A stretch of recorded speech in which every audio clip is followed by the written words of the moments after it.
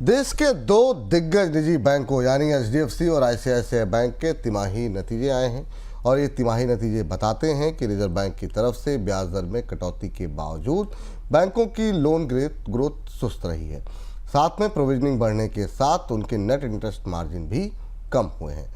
HDFC का net interest margin घट करके 3.35% और आईसीआईसीआई बैंक का कम होकर के 4.34% पर आ गया है। सर, दिग्गज प्राइवेट बैंकों के नतीजों में समस्या क्या दिखाई दे रही है आपको यहाँ पर?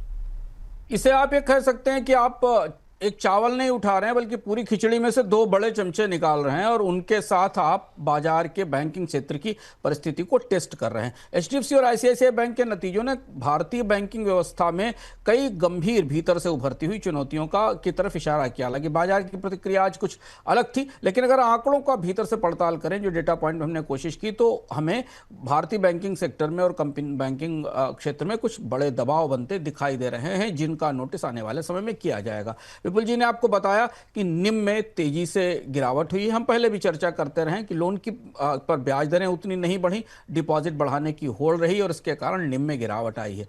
अब मर्जर हुआ एचडीएफसी बैंक में, तो डिपॉजिट की लागत बढ़ने से निम करीब 3.35% हो गया। आईसीआईसीआई बैंक में लोन की ग्रोथ अच्छी थी, लेकिन फिर भी निम में पर हमें दबाव दिखाई दे रहा है।